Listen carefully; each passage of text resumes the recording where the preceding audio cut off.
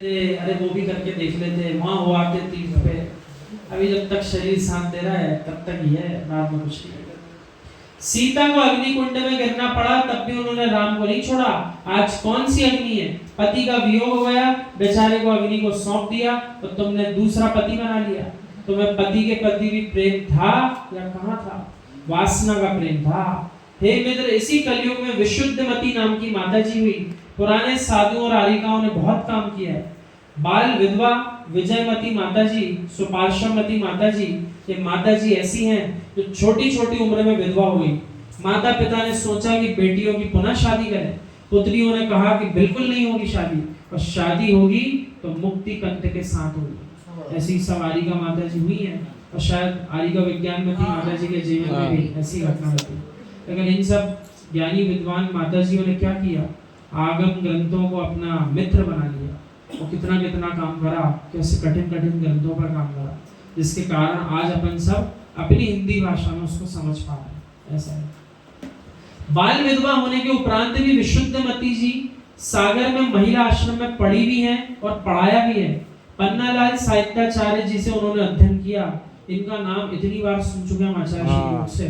इनने भी अपने जीवन में विद्वान ने बहुत काम किया। पन्नालाल साहित्याचार्य जी जो है, हमको सौभाग्य मिला है उनसे मिलने का। अध्ययन भी कराया, बहुत सारे मुनिराजों को माताजियों को अध्ययन कराया। ये उदाहरण है। इसलिए आचार्य श्री किसी भी ज्ञानी विद्वान के प्रति बहुत प्रसन्न होते हैं। तो बोलते हैं, हमें तो ज्ञानियों को देख के बोले बहुत आनंद आता है। और बोले मैं अपने बगल में किसको बुलाता हूँ? जो बिल्कुल कुछ ना बोले, मुझे वही लोग पसंद है। अभी जिस क्षेत्र में काकोरी में पंचकर्णा चल रहा था, वहाँ दो जुड़वा भाई, तो दोनों जुड़वा भाई जन्म से ही बोल नहीं पाते।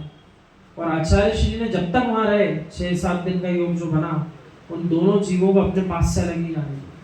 जब कभी वे दोनों आते हैं उनको तुरंत अपने पास बुला के बैठा लेते। बोले क्यों? ये कुछ बोलते नहीं है। बोले हमें वही जीव पसंद है जो मौन है। इनका तो बोले परमानेंट मौन है, इसलिए बोले इनका तो हम साथ भी रखते थे। उन्होंने हिंदी में अनुवाद किया बहुत सारे ग्रंथ। हाँ। बाल विधवा होने के बाद भी ये बता रहे हैं, इतनी मेहनत करी, वो जीव इतनी ज्ञानी हो गई कि पंडित पन्नालाल साहित्याचार्य को कहना पड़ा कि जो गणित का ज्ञान विशुद्धमती को है वो तो मुझे भी नहीं है। देखो, जिससे अध्ययन करा वही इतना ज्ञानी हो गया कि खुद गुरु कह रहा है अब हमसे ज्यादा ज्ञान तो इस शिष्य को है। ऐसा भी हो जाता है कई बार। तिल्लोई पंडिती ग्रंथ की टीका की है विशुद्धमती माता जी ने। उसको कितनी बड़ी कठिन गणित है वो। ऐसी गणित है कि मैं भी गणित का हूँ, आप भी गणित के, मगर समझ में नहीं आती है लोग। बहुत कठिन है। उन्होंने टीका लिखी पूरी करेंगे।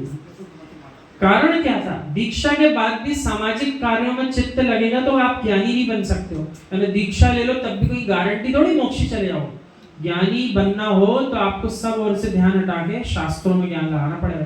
तभी सामायिक होगी, तभी ध्यान होगा, और तभी शास्त्रों का ज्ञान होगा। ऐसा कहना। दीक्षा के बाद आगम पर दृष्टि होगी तो तुम ज्ञानी बन सकोगे। सुपार्श्वमती माता जी ने राजवार्तिक और श्लोक वार्तिक ग्रंथ का हिंदी अनुवाद किया है। ये भी दो बहुत महान ग्रंथ हैं, राजवार्तिक और श्लोक वार्तिक। विजयमती माता जी बहुत ज्ञानी जीव थी। एक जिनमती नाम की माता जी हुई है, उनका नाम तो तुमको मालूम ही नहीं है आज। जिनमती माता जी ने प्रमेय कमल मार्तंड ग्रंथ का हिंदी अनुवाद किया है। एक और आरिका हुई है आदिमती। उस आरिका ने गोमटसार, जीवकांड, कर्मकांड की पूरी संरचना की, सारणी बनाई, बहुत विस्तार से समझाया। कितनी बड़ी बात है कि ऐसे ऐसे ग्रंथ हैं, गोमटसार जी, जीवकांड, कर्मकांड। जीव खोलता है तो 2-4 बार पन्ने पलटता है और फिर विचार कर लेता है इसका अध्ययन करना। ये अध्ययन का विचार नहीं आता पूरा पढ़ लूंगा, तुरंत ये विचार आता है ये हमें नहीं पढ़ना, हम दूसरा कोई ग्रंथ प्रारंभ करते हैं, ऐसा विचार आता है। और इन माताजियों ने इन सब की क्या कह रहे हैं, पूरी की पूरी रचना की है, हिंदी भाषा आती है। हे मुनिवरों, अपना पुरुषत्व जिन श्रुत में लगा दो ताकि भविष्य के लोग कह सकें कि इस आधुनिक काल में भी ऐसे आचार्य और मुनि हुए हैं जिन्होंने कुंद कुंद भट्टकेर स्वामी आदि महान आचार्यों जैसे काम किए। अन्य काम तो मिट जाएंगे, शाश्वत नहीं है। श्रुत की आराधना करो, यानी बाकी सब काम टेम्पररी हैं। जो भी करना है, कितना ही पढ़ लिख लो, कितने ही बड़े संसारी पद पे पहुंच जाओ, जब तक पर्याय में हो तब तक लोग नाम ले रहे हैं। इसके पूर्व भी बड़े बड़े धन्ना सेठ होके चले गए, आज कौन नाम लेता है? उन्हीं के नाम लिए जा रहे हैं जो वर्तमान में धन्ना सेठ है। और जब ये भी चले जाएंगे, इनका नाम भी कोई नहीं लेगा, कोई नए का नाम चलेगा। लेकिन यहाँ कह रहे हैं जो जिन श्रुत में अपना ज्ञान लगाएगा वो काम उसका शाश्वत हो जाएगा, हमेशा उसका नाम लिया जाएगा।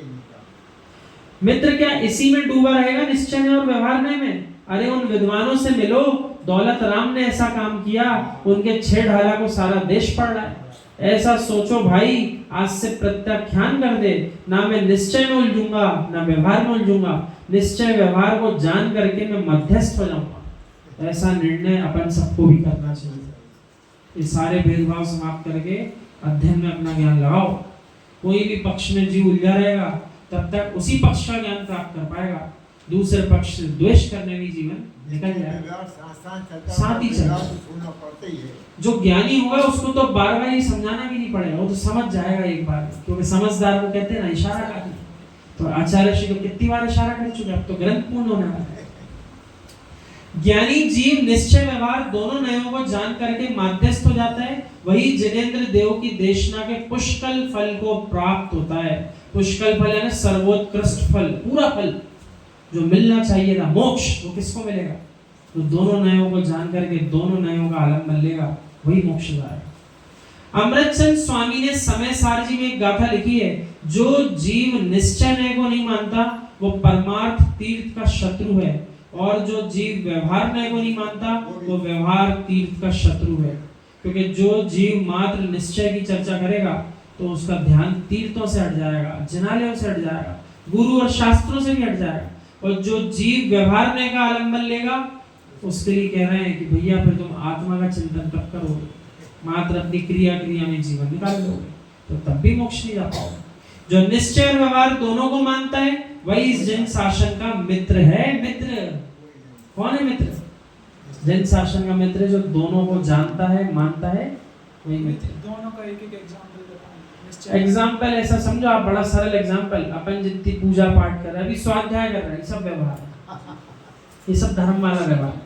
और जो जगत में चलता है ना, किसी ने आपको बुलाया, आप गए गिफ्ट लेकर, वो जगत का व्यवहार है, वो धर्म का व्यवहार नहीं है, उसकी तो बात ही नहीं है, उसकी तो चर्चा ही नहीं है। यहाँ तो चर्चा धर्म के व्यवहार की है।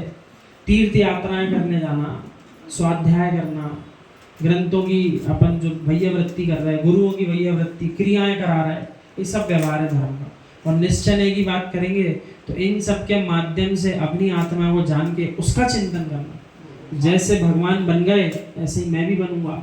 जब एकांत में बैठ कर के अपना चिंतन होता है तभी निश्चय होता है। ऐसा आत्मचिंतन। और जब तक शास्त्रों का भी चिंतन करेंगे तब तक भी निश्चय में प्रवेश नहीं हो पाएगा, वो भी व्यवहार है। हाँ, जितनी चर्चा निश्चय की भी होती है ना, वो भी व्यवहार से होती है। कितनी बड़ी बात है। तो आत्मचिंतन में जब ध्यान जाएगा तो ये व्यवहार नहीं हट जाएगा, अपने आप छूट जाता है, छोड़ना नहीं पड़ता है, छोड़ना नहीं पड़ता। वो इसलिए ऐसा लिखा है, जब आपका उपयोग किसी विशेष स्थान पर लग गया तो दूसरे द्रव्य से आपका उपयोग अपने आप हट गया, क्योंकि एक समय में उपयोग एक ही जगह लगता है। जब आपका उपयोग क्रिया करने में लगा है उस समय आप ध्यान नहीं कर रहे, और जिस समय ध्यान करोगे तो क्रिया में ध्यान नहीं रहेगा। ऐसा है।